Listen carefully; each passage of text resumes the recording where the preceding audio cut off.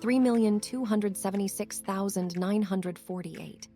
At the time of this recording, that is how many years Elon Musk, the founder of SpaceX and Tesla, could survive into the future if he were to spend the average American salary of $56,516 per year.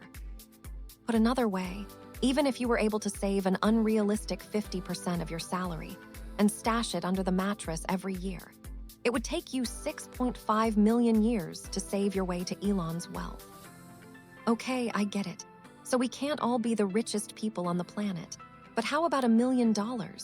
Surely that couldn't be that hard, right? Well, let's say you're the average engineer earning $80,000 per year. It would take 16 years just to earn $1 million. But that doesn't include rent, food, and cost of living. And if you diligently and consistently save 10% of your earnings, it would take 156 years to save your way to $1 million. The average teacher, 217 years. Bartender, 625 years. You see, for the rich, wealth is measured in time.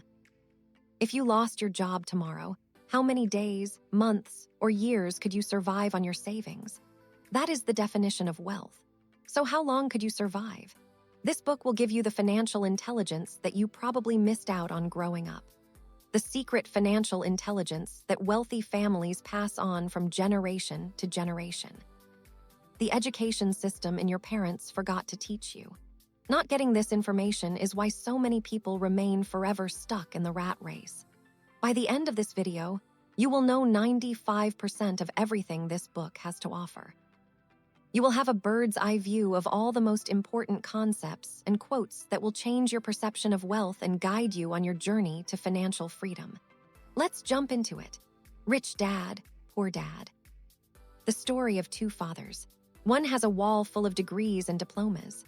One, a high school dropout. One, after death, will leave next to nothing behind except debt. The other will have died one of the richest men in Hawaii and will pass on his empire to his children. Rich Dad guides two boys on a journey to best use their minds in finite time to create wealth through investments and business. This story shows the difference between I can't afford that to how can I afford that. His poor dad would say things like I'll never be rich, and his prophecies became true. His rich dad, however, even after going bankrupt and having $0 would say I'm a rich man. There's a difference between being poor and being broke. Broke is temporary, poor is eternal. Lesson 1. The rich don't work for money. The poor and the middle class work for money. The rich have money work for them. When Robert Kiyosaki, the author of this book, was 9 years old, his best friend Mike, and he asked Rich Dad, Mike's father, how to make money. Before long, they were both working within Rich Dad's companies. The only problem Robert had was his salary, 10 cents a week, a poverty wage. He seriously thought about quitting every week that passed by. Who was this guy to be exploiting us for 10 cents a week, he would ask himself. It was at this moment in time that Rich Dad gave them their first lesson on the topic of money. Life pushes all of us around. Some people give up and others fight. If you learn the lesson and move on, they welcome life pushing them around. Most people leave their jobs because they aren't receiving enough money. They would have already quit, but the wealthy see it as an opportunity to learn. One of life's biggest traps. They work very hard for little money, clinging to the illusion of job security. 3 weeks vacation and a skimpy pension. People's lives are forever controlled by two emotions, fear and greed. Here's how the pattern goes. Your fear of not having money motivates you to work harder. Then the paychecks begin. And your desire and greed for new cars, new products, new shoes, and clothes begins. You want more things, so you work harder for that promotion. Then the pattern is set, and you're stuck in it. You get up. You go to work. You come home and you pay your bills.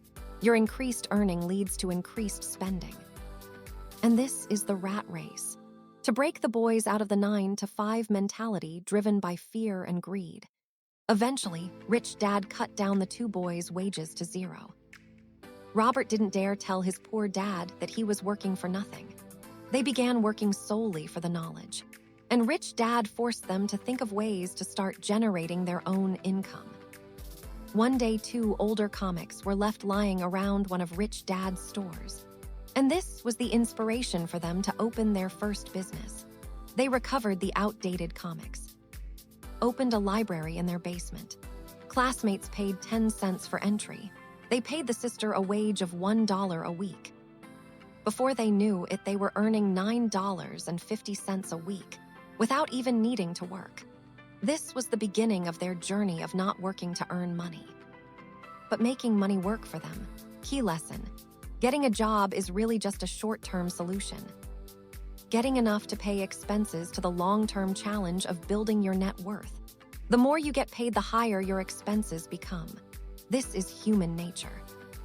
And it's driven by fear and desire. Once you get stuck in this cycle, you are forced to work for someone else the rest of your life. Lesson 2. Why teach financial literacy? It's not how much money you make. It's how much money you keep. If you're looking to school to make you rich, then you're looking in the wrong place.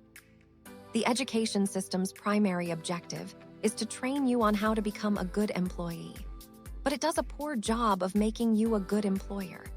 Things like managing your own personal finances and building wealth aren't taught to you by the education system in its current state. You can only rely on yourself to use this knowledge and acquire assets that allow you to generate an income. The first pillar of financial literacy and escaping the rat race is understanding the difference between an asset and a liability. An asset puts money in my pocket. A liability takes money out of my pocket. Let's quickly look at the income statement. Your income statement is money going into your pocket. Expenses is money going out of your pocket. Things like rent, food, electricity, and clothing go here. An asset is something that allows its owner to generate an income. On the other hand, a liability generates expenditure. This is the cash flow of an asset. This is the cash flow of a liability. Rich people acquire assets. The poor and the middle class acquire liabilities that they think are assets. Cash flow patterns. Cash flow tells a story of how someone handles money. This is the cash flow of a poor person. They have a job, they get a salary, they use all their salary on expenses, and they usually live from paycheck to paycheck. This is the cash flow of the middle class. They have jobs, they get a salary. But most of their money is tied up in liabilities and expenses. Home loans, car debt, credit card debt, mortgage repayments, and taxes. They think that their home is an asset, but they wake up one day with a liability column full of mortgage debt and credit card debt. This is the cash flow of a rich person. The rich are always thinking of ways to grow their assets. Their main source of income is from assets that they have acquired over time. By focusing on a home, you are building a liability rather than an asset. When it comes to houses, most people work all their lives paying for a home they might never own, incurring 30-year loans that they are tied to. You need to pay property tax, and the rates of these taxes are completely out of your control. You need to pay other home expenses, and the value of your home over time does not always go up. And most important of all, the biggest cost of a house are all the lost opportunities. If all your money is tied up in a house and going out through the expense column in mortgage payments, it's not being used to grow your asset column. Furthermore, think of all the other investment experience that you're missing out on when you only focus on local residential real estate. Here are some examples of real assets.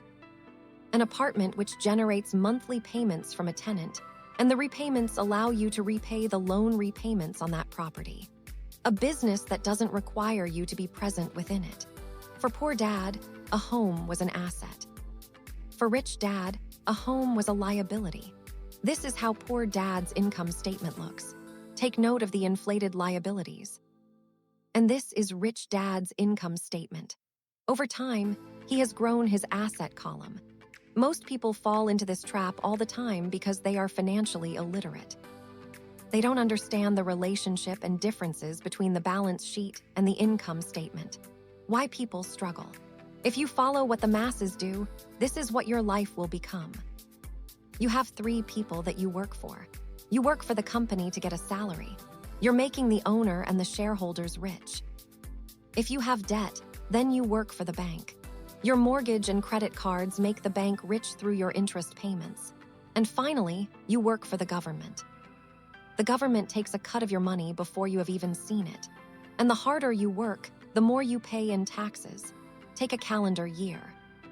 If you're a regular person, every dollar you earn from January 1st to March 16th goes straight to the government. That's 2.5 months of every year that you just give to the government. Compounded over 40 years, that's almost 6 years you work just to pay the taxman. The rich understand this. The masses don't. The main ways to get out of the rat race. Fully understand the difference between an asset and a liability. Focus all your efforts on obtaining assets that generate a cash flow. Keep your expenses and debts to the bare minimum. And finally, which leads us to the next lesson, mind your own business. Key lesson: life is not about how much money you make. It is about how much money you keep and for how many generations. The key to achieving this resides in having financial literacy. Understand the difference between an asset and a liability. The rich build and acquire assets. The poor and the middle class acquire liabilities that they mistakenly think are assets. Lesson 3. Mind your own business. The rich focus on their asset columns, while everyone else focuses on their income statements. Robert Kiyosaki's first professional job was far from glamorous. He was a photocopier salesman for Xerox. Using the wages he earned, he invested into apartments. And after just 3 years, the revenue he was generating from his investments outpaced his salary. It was then time for him to leave Xerox and look after his business full-time. So what are some real assets you can begin focusing your attention on? 1. Businesses that do not require your presence to operate. 2. Stocks. 3. Bonds. 4. Income-generating real estate. 5. Notes or IOUs. 6. Royalties from intellectual properties like music, scripts, or patents. 7. Anything else that produces an income or appreciates in value. Things like cryptocurrencies, websites, YouTube channels, etc. Once a dollar goes into your asset column, never let it come out again. Feed your asset column. Robert thinks of every dollar he puts into his asset column as an employee. Each dollar in my asset column was a great employee, making more employees to buy the boss a new Porsche. And the best thing about money is, it can work for you 24 hours a day, and it can work for generations. Key lesson: don't confuse your profession with your business. The middle class focus on their profession, and as a result, they spend their entire lives building someone else's business. The rich, on the other hand, focus on building their own businesses. Your profession focuses only on the income section of your personal income statement. Your business revolves solely around the asset column on your balance sheet. More videos like this to come in the future. And because you want to help out Edison, who's going to be stuck in this bottle until you do. So that's, completely up to you, but I'm just saying. If you're watching this at a later date, I'll make sure to have the second part linked in the description below.